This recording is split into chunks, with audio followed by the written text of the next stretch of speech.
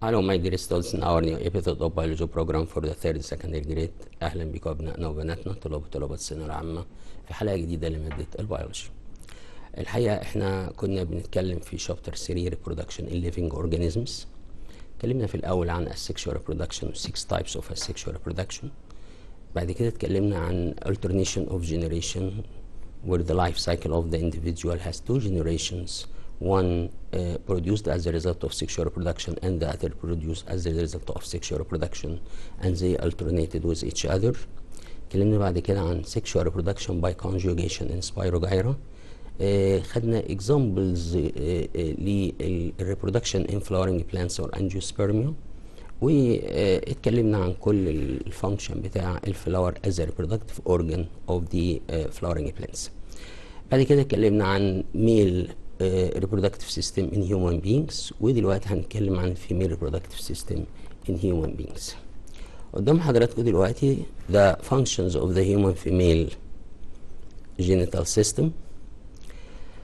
The reproduction of the mature ova or the production of mature ova, the secretion of female hormones, providing a safe place for fertilization, providing a safe place for embryo development till birth. الحقيقة الميل reproductive system كان ليه two functions بس. كانت الأولى the formation of male gametes والتانية the formation of the male sex hormones.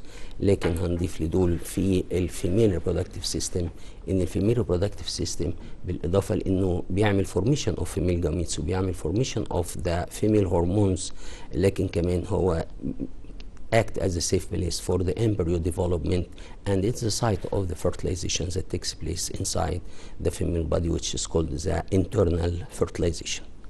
طيب هنمشي مع بعضنا كده نشوف الهيومن female reproductive system as a structure. The number of ova during childhood, each ovary containing several thousands of ova in different development stages. But during the puberty or after puberty, the number of ova become about 400 mature ova. They consumed during 30 years. That's called the active reproductive life or the fecundity years. The ovaries are alternated the production of one mature ova each month or each 28 days. That is the female reproductive system. The human female reproductive system consists of two ovaries, two oviducts which are called the fallopian tubes, the uterus, the vagina. The first part of the female reproductive system is the ovary, which act as a very important part in the reproductive system because it is the organ that is responsible for the secretion of the female gametes and also the formation of very important female hormones. The two ovaries, each ovary has an oval shape equal in size the petalled almond. They lies on the sides of the pelvis cavity. يبقى ال two ovaries دول at the pelvis cavity they connected by tendons in the human female body. ال two ovaries دول قلنا responsible for the production of ova. The two fallopian tubes or the two oviducts. Each fallopian tube had a funnel-shaped opening facing one of the two ovaries to ensure the fall of the ovum in it. Each fallopian tube is provided with the finger-like projections and the cilia to direct the received ova toward the uterus. يبقى باختصار أنا عندي ال two ovaries دول each of them produce one ovum each 28 days, or the two ovaries produce one ova each 28 days and they alternated with each other each 28 days. The uterus. The uterus, it is an elastic muscular sac like organ. The muscular sac, which is called the uterus, it lies in the pelvic cavities. It has a thick muscular strong wall that lined with the glandular membrane. The uterus is ended with the cervix, and the cervix end with the vagina or with the opening of the vagina. the embryo formed inside the uterus for 9 months. هنتكلم طبعا عن الامبريونيك ديفلوبمنت طبعا بالديتيلز كلها، لكن دلوقتي بنتكلم عن structure of the female reproductive system. دلوقتي عندنا the vagina، يبقى اتكلمنا عن 2 ovaries 2 fallopian tubes the uterus and the fourth point is the vagina. It's about 7 centimeter muscular tube connect between the cervix and the genital opening. Vagina is lined with the membrane secretes mucus fluid. That to be moist inside the vagina, it had a folds to allow it to expand or for expansion during the birth. يبقى ال 4 structures that form the female reproductive system is the 2 ovaries, 2 fallopian tubes, and the uterus, and also uterus into the cervix. The cervix connect the uterus with the vagina. The ovaries and the uterus activities depends on the occurrence of the fertilization and the pregnancy, or the non-pregnancy and the monthly bleeding, which called the menstruation. The menopause at the age of from 45 to 50 years, when the ovaries become inactive, which decreasing the secretion of hormones and the uterine lining it's wrinkled. يبقى هنا حضراتكم 2 ovaries دول بيعملوا alternation to produce ova. احنا قلنا ان number of ova دول during the puberty about 400 ova. The 400 ova in the 2 ovaries, they alternated to produce an ovum each 28 days. So the 400 ova about or need take about 30 years for the consuming all the ova inside the female reproductive system. So the stage where the ovaries has no any mature ova or can't produce any mature ova, that's called the menopause stage. The ovaries, as a transverse section of the ovary consists of a group of cells in different stages, and the ovum inside the gravium follicle. When the gravium follicle release the second oocyte, it change into corpus luteum.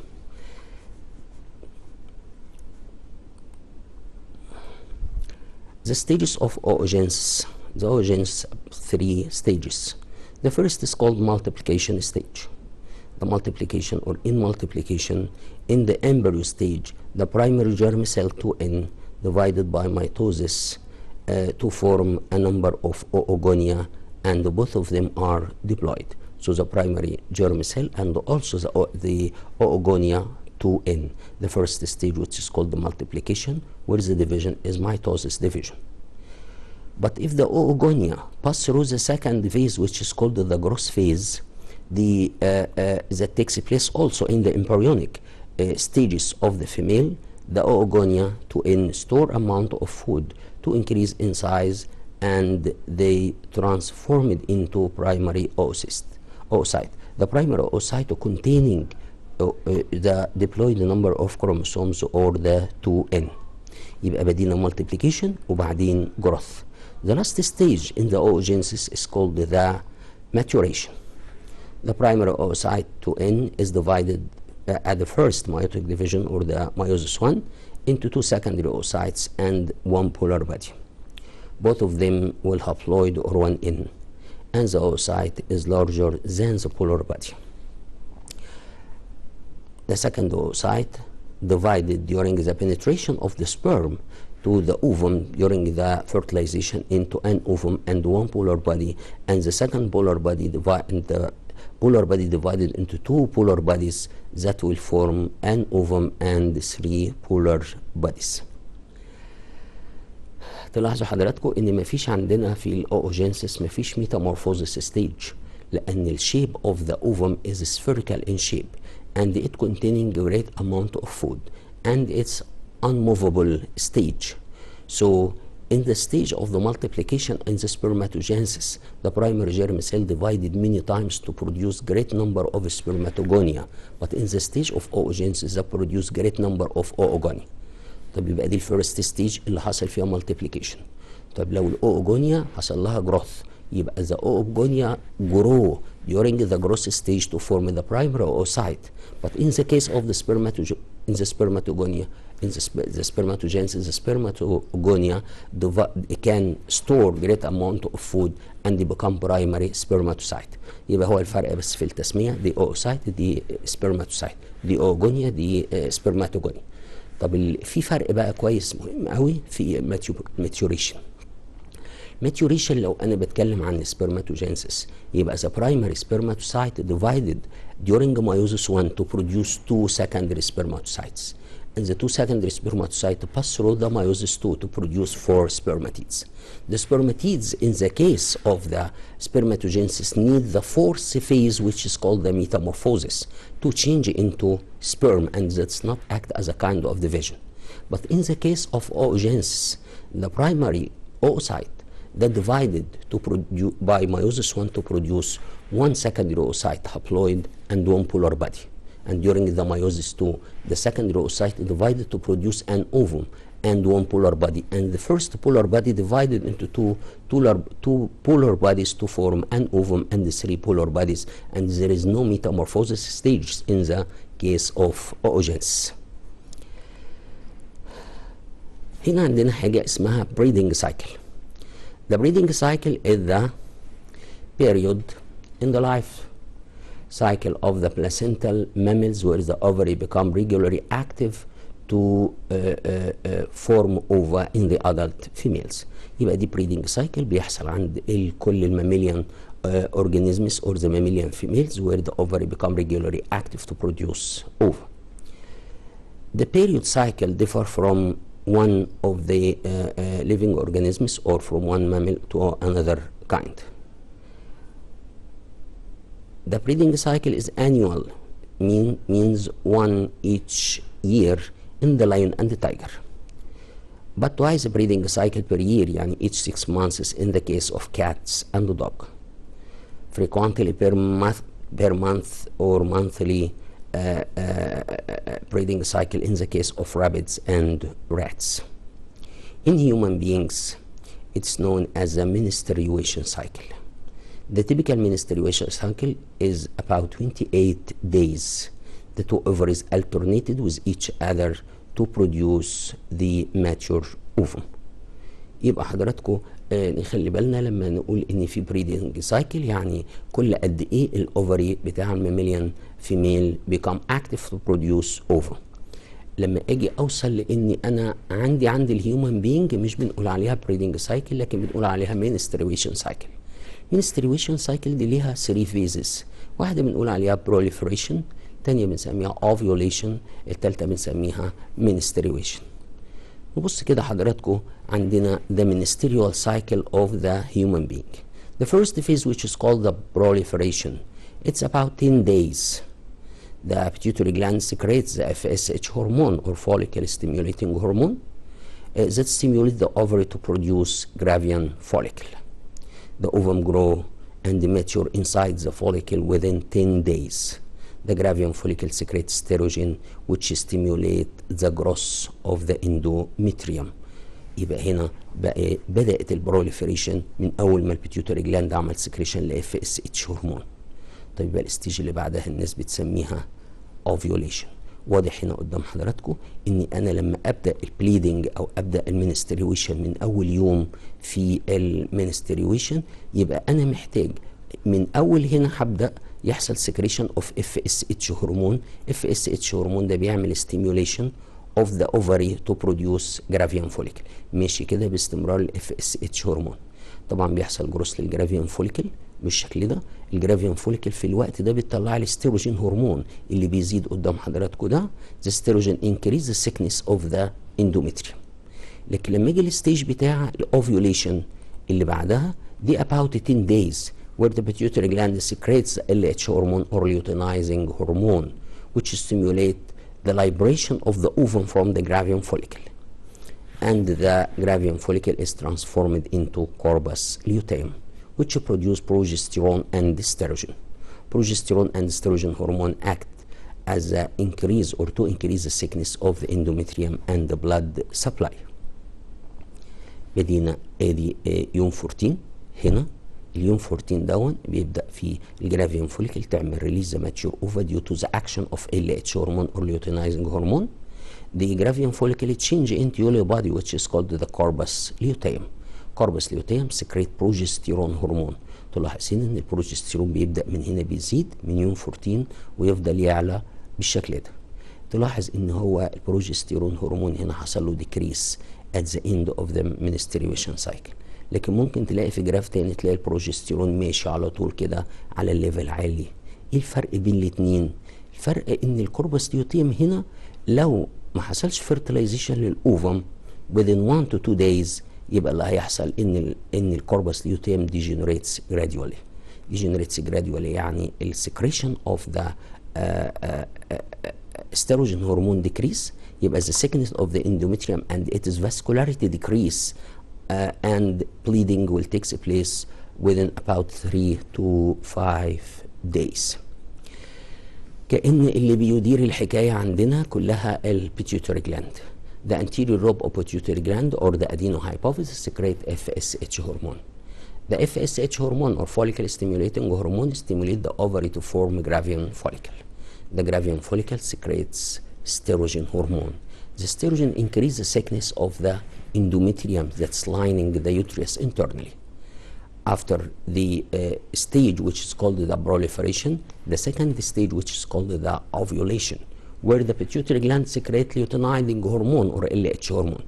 The luteinizing hormone or the LH hormone, it's responsible for the stimulation of the gravian follicle to release the mature ova and change into corpus luteum.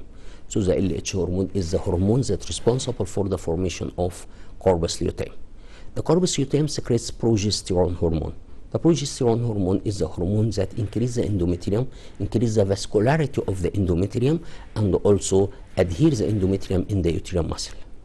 But the presence of the corpus luteum depends on the fertilization of ovum. If the ovum is not fertilized after 1 to 2 days, the ovum will die. So degeneration takes place of the corpus luteum. That means the progesterone hormone decrease. So the thickness of the endometrium, the vascularity of the endometrium, the adhering of the endometrium in the uterine muscle decrease. So menstruation will take place for about 4 days or from 3 to 5 days. لو حسبنا البروليفريشن كده 14 days وبعدين عندي 10 days ovulation ومن 3 ل 5 يعني الافريج 4 يبقى احنا كده بنتكلم في 28 days. If no fertilization takes place, the menstrual cycle will repeat it each 28 days. But if the ovum is fertilized, the corpus luteum grow to reach the maximum growth at the 3rd month and degenerates at the 4th month. At the 4th month, the placenta is formed, and the placenta can produce the progesterone hormone instead of the corpus luteum. قدام حضراتكم كده في اوفري، ودي السايكل اللي بنقول عليها الاوفريان سايكل. الاوفريان سايكل بتبدا من اول ما يحصل ان البيتيوتري جلاند تعمل سكريشن اوف LH هرمون، بيعمل لي جرافيان فوليكل. جرافيان فوليكل دي جواها الاوفم اللي هنا هتفضل تتحرك لغايه ما تتحول الجرافيان فوليكل دي وهي ماشيه كانت في البدايه من هنا وبعدين ابتدت تزيد لغايه ما بقت كده. هنا الجرافيان فوليكل بقت ماتشور فوليكل، هتيجي هنا عند الوول اوف ذا اوفري اند ريليز ذا ماتشور سكندري اوسايت. الحقيقه دي احنا بنقول عليها اوفم تجاوزا لكن هي سكندري اوسايت، وطبعا دي هابلويد. بعد ما بتخرج الاوفم دي ابص الاقي ان الجرافيان فوليكل اللي جوه الاوفري اتحولت ليلو بادي بنسميها كوربس ليوتيم.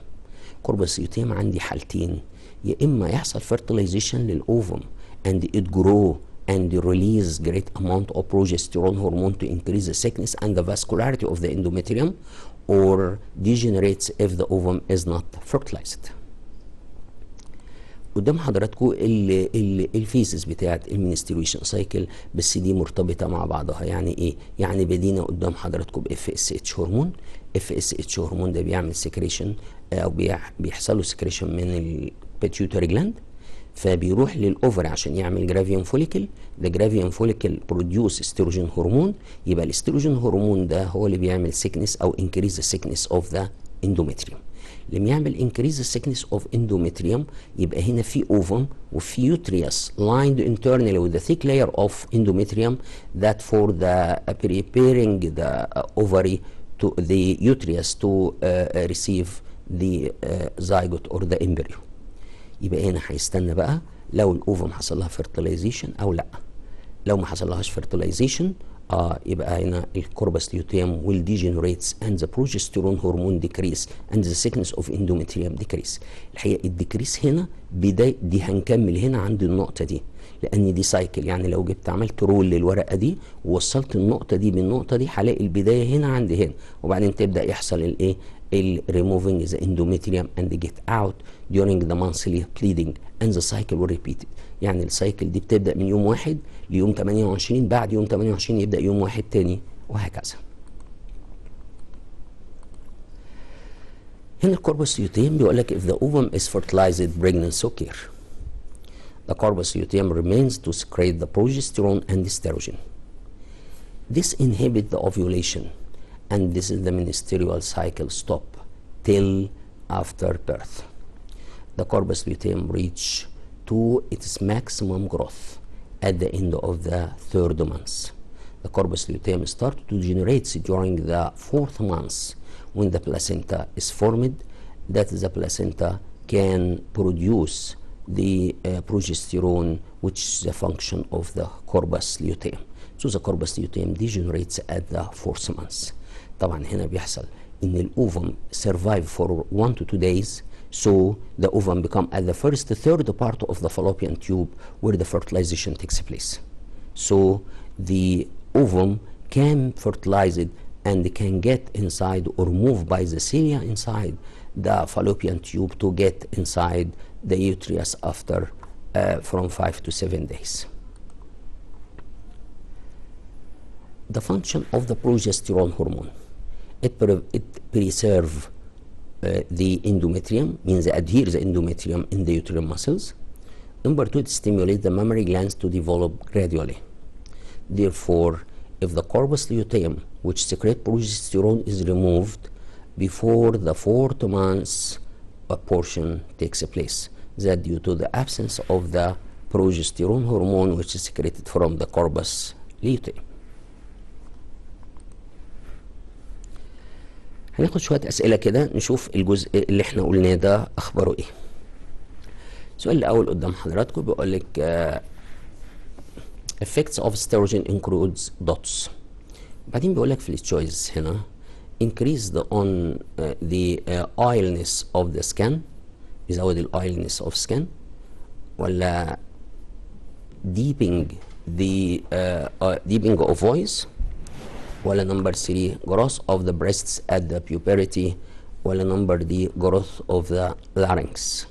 يعني بنتكلم عن استروجين، والاستروجين ده responsible for the appearance of the female secondary sexual character and also responsible for the regulation or regulate the menstruation cycle. So the right answer is the growth of the breasts at the puberty. يبقى هنا ده الاكشن بتاع الاستروجين والبروجستيرون والال اتش والاف اس اتش هرمون. ممكن تعملها في جراف واحد وتشوفها. ده من يوم 1 ليوم 5 ده البليدنج اللي بيحصل في بدايه المنستريويشن، وبعد كده يبدا بروليفريشن وبعدين اوفيوليشن ونعمل ريبيت للسايكل مره ثانيه وهكذا. السؤال الثاني بيقول لي which hormone is absolutely necessary for ovulation to occur. مين الهرمون اللي ضروري للاوفيوليشن عشان يحصل؟ LH هرمون، FSH هرمون، بروجستيرون هرمون، أورستروجين هرمون. طبعا لما احنا نتكلم عن هرمون necessary for the ovulation يبقى ده هرمون stimulate the gravium follicle to release the mature ova and change into corpus luteum. That is the hormone of the ovulation. شايفين الجراف ده بيوري حضراتكم ادي اللون الريد ده بتاع الاف اس اتش هرمون، اللون الازرق اللي تحته البلو او الدارك بلو ده بيتكلم عن البروجستيرون هرمون اللي ابتدى يزيد من اول ما ابتدى يتكون الكوربس ليوتيم. وبعد كده طبعا في الوقت ده بتلاقي اعلى قمه قدام حضرتك ده ال اتش هرمون ده الليوتينايزنج هرمون اللي بيعمل ستيموليت ذا جرافيوم فوليكل تو ريليز ذا ماتيور اوفا.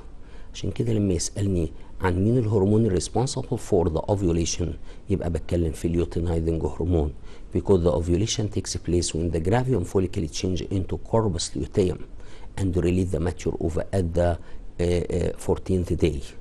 يبقى معنى كده ان الاوفم هتقعد يوم 14 ويوم 15 هنا ممكن يحصل fertilization. قبل كده مفيش اوفم، بعد كده الاوفم داي، يبقى معنى كده ان الفيرتلايزيشن ممكن يحصل through 1 to 2 days. لو هي regular menstruation cycle يبقى يوم 14 ويوم 15. السؤال اللي بعد كده بيقول لنا جرافيوم فوليكل سكريتس دوتس، وبعدين بيقول لك بروجستيرون، ستيروجين، اف اس اتش هرمون، ال اتش هرمون. الحقيقه حسب ما الكتاب بتاعنا بيقول لنا الجرافيوم فوليكل سكريت ستيروجين هرمون. طبعا الاستروجين هرمون ده ممكن تلاقي الامريكان بيبدا بالاو، البريتش بيبدا بالاي سيم، المهم ان هو استروجين هرمون، وليه اسم تاني كمان بنسميه استراديول هرمون. يبقى برضو مرة تانية لما البيتيوتري جلاند تعمل سكريشن للاف اس اتش هرمون ده معناه ان انا بروح للاوفري بعمل ستيموليشن تو فورم جرافيوم فوليكل. ده معناه ان الجرافيوم فوليكل دي بتطلع لي هرمون الاستروجين في الرسمة اللي تحتها دي، والاستروجين هرمون ده اللي بيزود لي السكنس اوف ذا اندوميتريوم. لغاية هنا ده كان بروليفريشن، لكن بعد كده يطلع سكريشن من البيتيوتري جلاند ال اتش هرمون بيعمل ستيموليت ذا جرافيوم فوليكل تو ريليز ذا ماتيور اوفا اند تشينج انتو كوربس ليوتيم. اهو الكوربس ليوتيم هنا بقى يبدا يطلع لي البروجستيرون اللي كان ماشي عادي قوي لغايه ما ابتدى يزيد هنا من بعد يوم 14 ابتدى يزيد يوصل للقمه هنا. ده معناه ان السكنس، the vascularity, the blood capillaries in the endometrium increase and also the adhering of the endometrium in the uterine muscle increase. عند النقطه دي هنقف شويه. الكوربس ليوتيم هيبص على الاوفم، والله لو الاوفم ما حصلهاش فيرتلايزيشن يبقى الرسمه دي ماشيه كده مظبوط. عشان نتكلم عن المنستريويشن يبقى يحصل ديجنريشن اوف كوربس ليوتيم، ذا بروجستيرون ديكريس، ذا منستريويشن تيكس بليس. لكن لو حصل فيرتلايزيشن هيفضل البروجستيرون عالي، مش هيطلع اف اس اتش هرمون تاني، مش هيحصل ان يبقى في جرافيوم فوليكل تاني طالما فيه بريجننس، فبيعمل لي حاجة كده بنقول عليها the hormonal conditions of the pregnancy. السؤال اللي بعده بيقول لي the basic difference between spermatogenesis and oogenesis is that the difference or the basic difference between spermatogenesis and oogenesis is. في number A بيقول لك during spermatogenesis two more polar bodies are produced. افتكروا كده في السبرماتوجينسيس كان في بولار باديز ولا لا؟ طب في نمبر بي بيقول لي the mature ova is N while the sperm is 2N. تفتكروا هو السبرم كان 2N ولا لا؟ طب نيجي لنمبر سي بيقول لك in oogenesis the mature ovum is produced and in the spermatogenesis 4 mature sperms are produced from the parent cell. يعني لو انا بديت بوحدة اوجونيا او وحده سبرماتوجونيا هلاقي الاوجونيا هتعمل لي اوفن بس واحده، لكن السبرماتوجونيا هتتحول لفور سبرمس اور فور ميل جاميتس. اخر واحده نمبر دي بيقول سبرماتوجينسيس involves mitosis and meiosis but the oogenesis involves meiosis only. طبعا في الديفيجن الميوزس والميتوزس في السبرماتوجينسيس قلنا ان المالتيبليكيشن ميتوزس في الاثنين والماتوريشن مايوزس في الاثنين، يبقى ما فيش ديفرنس هنا. الديفرنس الوحيد اللي هي نمبر سي. In the oogenesis one mature ovum is produced and in spermatogenesis 4 mature sperms are produced from the parent cell. السؤال اللي بعده بيقول لنا choose the correct answer. During the active reproductive life of a woman about dots ova only mature. لما في الاكتف reproductive life تفتكروا حضراتكم هتطلع كام اوفا بيبقوا ماتيور؟ احنا قلناها من شويه، قلنا 400 ولا 200 ولا 400 ولا 600. طبعا النمبر اوف اوفا هنا هيبقى 400 لان احنا كان قلنا ان هم كانوا thousands before the puberty or the sexual maturity. But at the puberty the number of ova in the two ovaries about 400. السؤال اللي بعده بيقول the number of chromosomes is reduced during spermatogenesis in the dots phase. خلي بالنا برضو لما يقول لي number of chromosomes reduced يبقى أنا بتكلم في ميوزس 1. طب هو الميوزس كان بيحصل في المالتيبليكيشن ولا جروث ولا ماتوريشن ولا ميتامورفوزس؟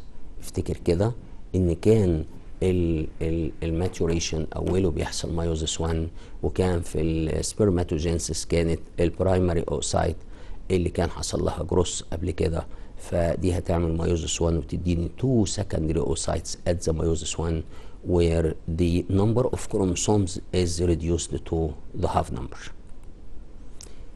يبقى هنا الماتوريشن هي الستيج اللي بيحصل فيها reduce the number of chromosomes to the half number. السؤال ده قريب قوي من السؤال اللي فات، عشان كده ده يعني مش هياخد مننا تفكير. meiosis 1 occurs during the spermatogenesis in the dots phase. meiosis 1 بيحصل في اي phase؟ multiplication، growth، maturation، metamorphosis. طبعا الميوزس 1 في السبرماتوجينسيس بيحصل في لسه قايلينها دلوقتي maturation. الاول maturation يحصل في ميوزس 1 فيعمل reduce the number of chromosomes to the half number، ومفيش ريدكشن للكروموسومز بيحصل لنفس السيل مره تانية. لكن طبعا الميتامورفوزس is not considered as a kind of reproduction. It's just the secondary oocyte change in the spermatids change into sperms. When the fertilization of the ovum occurs in dots: uterus, the upper part of fallopian tube, the last half of the fallopian tube, the ovary.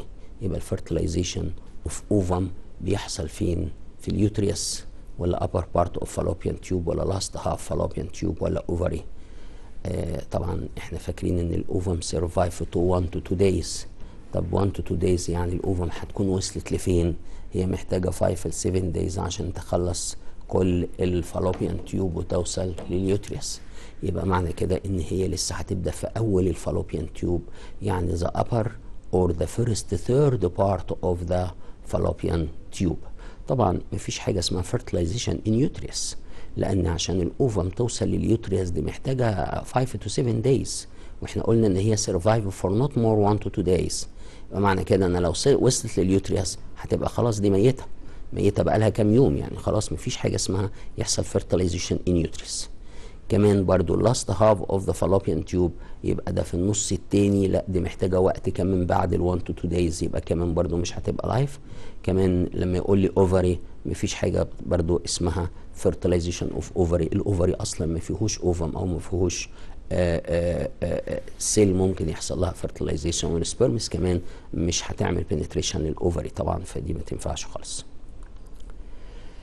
السؤال اللي بعده بيقول لي FSH هرمون or follicle stimulating hormone is secreted from dots. السؤال ده عدى علينا في شابتر 2 وعدى علينا في شابتر 3 وعملنا عليه ستريس جامد جدا. طبعا ال FSH هرمون is secreted from the gravian follicle. gravian follicle ولا البيتيوتري جلاند ولا كوربس لوتيوم ولا ادرينال جلاند، عشان احنا وقفنا بس عند جرافيان فوليكل، واحنا عارفين ان الاف اس اتش هرمون سكريتد فورم ده ادينو هايبوفيزس اور ذا انتيريور لوب اوف بيتيوتري جلاند. يبقى على طول السؤال ده سؤال سهل، على طول هختار الايه؟ الاف اس اتش هرمون. لكن لو البيتيوتري جلاند للاف اس اتش هرمون، لكن لو غيرت حاجه بسيطه في السؤال ده وقلت ذا اف اس اتش هرمون ستيموليت ذا فورميشن اوف دوتس، يبقى في الحاله دي ما تنفعش بيتيوتري جلاند، وهنا لازم تبقى جرافيان فوليكل خلاص. وطبعا ما ينفعش كوربس لوتيوم ولا ادرينال جلاند. يبقى هو نفس السؤال بس ممكن اغير فيه كلمه واحده تتغير الايه؟ الاجابه. عشان كده احنا بنقول للناس ما تحفظش طبعا الاسئله واجابات، ده كلام مش مظبوط. هنا بيقول لي جرافيان فوليكل سكريتس دوتس هرمون. كان السؤال ده لسه من شويه قلنا ان على طول بيتيوتري جلاند ده جرافيان فوليكل سكريتس ستيروجين هرمون اللي كنا بنسميه استراديول هرمون، وقلنا ان هو responsible for the appearance of the female secondary sexual character and regulate the menstruation cycle. السؤال اللي قدامنا دلوقتي بيقول لي LH هرمون is secreted from dots or the luteinizing هرمون. نفس قريب من السؤال اللي فات، بس السؤال اللي فات كان بيسألنا على FSH هرمون secreted from. طبعا في الحالتين هما الاثنين بيطلعوا من الادينو hypophysis of the pituitary gland. يبقى احنا خلاص هنستبعد كل دول ويبقى دي ايه؟ ده بيتيوتري جلاند. الحقيقه الاسئله اللي هي الريكول اللي بالشكل ده اسئله بتعتمد على اني انا مذاكر المعلومه اكتر من ان انا ابقى يعني فاهمها قوي. لكن احنا ممكن نغير في صيغه السؤال بس ونخلي نشوف هو انت فاهم المعلومه ديت ولا انت حافظ ان ده بيطلع من كده وبس. السؤال اللي بعد كده بيقول لي abortion may occur due to dots. removing of the ovaries after the 4th month. طبعا افتكر after the 4th month يعني لسه في placenta. طب نمبر بي removing of anterior lobe of pituitary gland. افتكر ان الانتيريور لوب ده اللي كان بيطلع LH هرمون. ونمبر سي removing of the posterior lobe of the pituitary gland. مال البوستيريور لوب removing بالابورشن. وبعد كده نمبر دي بيقول لي decreasing the FSH هرمون. طيب اخترنا ايه الاجابه؟ طبعا افتكر ان احنا عشان نحافظ على البريجننس او نحافظ على الاندومتريوم عشان نزود الفاسكولاريتي اوف ذا اندومتريوم يبقى احنا محتاجين هرمون يعمل لي ستيميوليشن للكوربس ليوتيوم to still as that of the LH هرمون that secreted from the anterior lobe of pituitary gland. يبقى هنا لو عملت removing الانتيريور لوب of pituitary gland هنا ممكن يعمل abortion. عندنا مجموعة أسئلة بيقول لي write the scientific term. The cells which secrete a fluid to nourish the sperms inside the testes. بيتكلم عن السيلز اللي responsible for the secretion of nutritive substance to feed the sperms inside the testes. واخد بالي بقى إن هو inside. يبقى بيتكلم عن سيلز بنسميها سيرتولي سيلز. لو احنا مركزين كويس ممكن نفتكر ان السيرتولي سيلز دي ليها فانكشن تانية. الفانكشن التانية بتاعت السيرتولي سيلز هي ايه؟ هي give an immunization او immunization function to the sperms. يبقى السبرمز دي اللي هتسيب الجسم وتخرج يبقى دي محتاجة حاجة تعمل لها immunity. فبرضو substances secreted from the Sertoli cells that feed the sperms and give an immunization function. السؤال اللي بعده بيقول لي a group of cells inside the testes secretes the testosterone hormone. في جروب اوف سيلز جوه التستس بتطلع التستوستيرون هرمون. فاكرين السيلز دي كانت بين السيمينيفرس تيوبيولز. وافتكر كلمة بين دي خدناها مرتين اللي بنقول عليها interstitial cells. افكركم بس ان الانترستيشيال سيلز خدناها في المالتي سيلولار زي الهيدرا وقلنا ان from the interstitial cells the bud will produced in the multicellular organisms as a hydra and sponges. زي ما قلنا ان الهيدرا دي كانت 3 layers outer وinner وميدل. في الميدل لاير هنا the presence of a certain cells which is called interstitial cells. The interstitial cells in hydra multicellular that reproduce by budding that is the size or the cells that responsible for the appearance of the bud.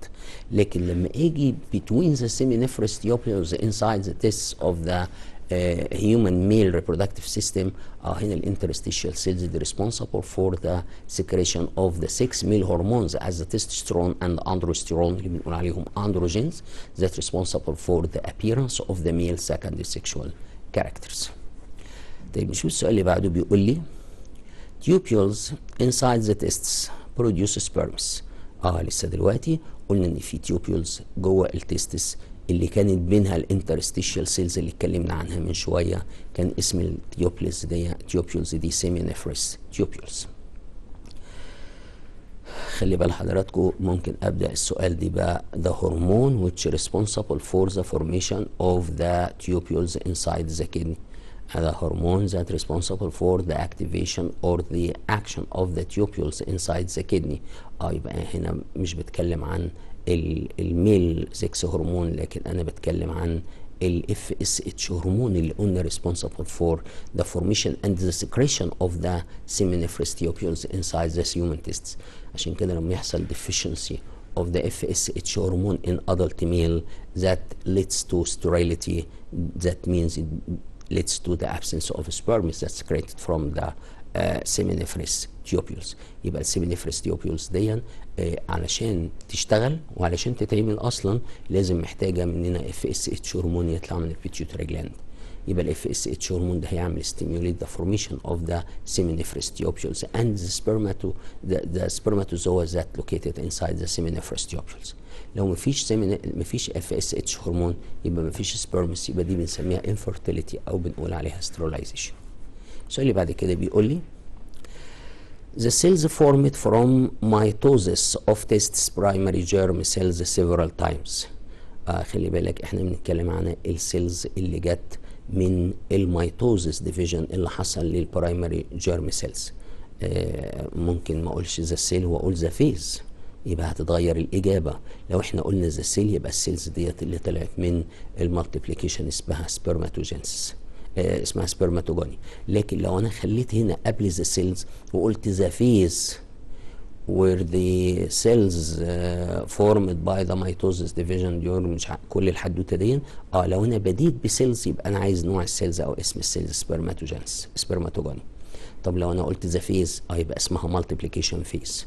لو قلت the division where that produce cells that formed أو deployed cells that formed by the division several times يبقى أنا بتكلم عن mitosis division وهكذا.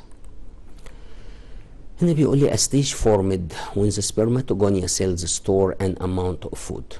الستيج دي اللي هيبقى فيها السبرماتوجونيا هتخزن فود عشان تكبر. الناس اخد بالي هو بيقول سبرماتوجونيا مش اوجونيا، يبقى الفيز دي اسمها برايمري سبرماتوسايت. لو هيسأل على الفيز where the spermatocyte formed يبقى انا بتكلم عن الجروس فيز وهكذا.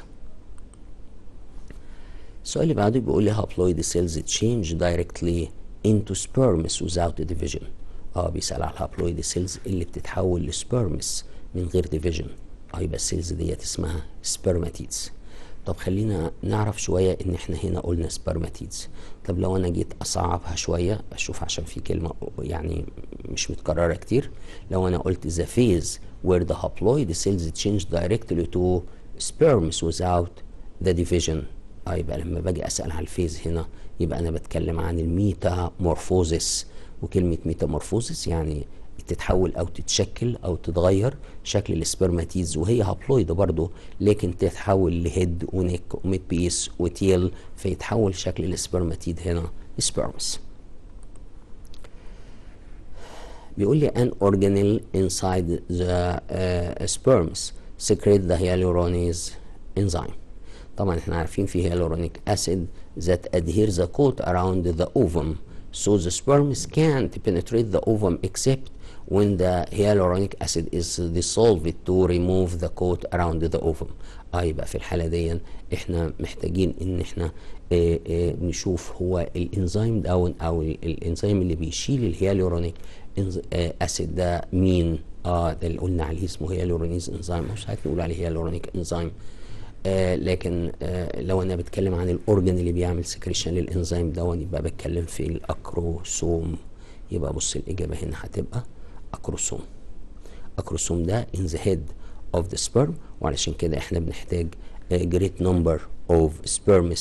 it is from 300 to 600 million sperms, and the number of sperms decrease to become less than 20 million sperms. That leads to sterility because the ovum needs sufficient amount of enzyme to dissolve the hyaluronic acid to facilitate the penetration of one sperm through the ovum.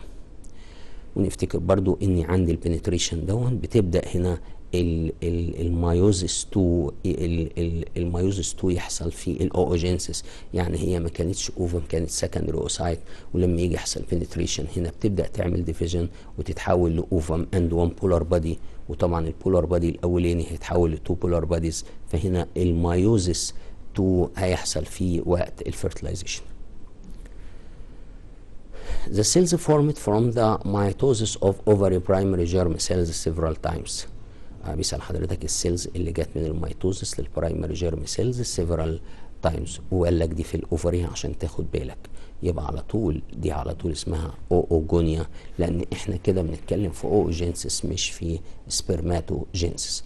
وطبعا الديفيجن دون بيعمل لي بيعمل لي production of huge number of cells by several mitosis division.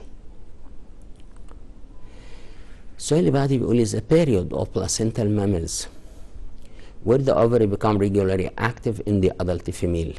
كل قد ايه الاوفري يبقى اكتف علشان يطلع اوفا، دي بنسمي البيريود دي the breeding cycle. افتكروا حضراتكم ان البريدنج سايكل قلنا ان هي annular in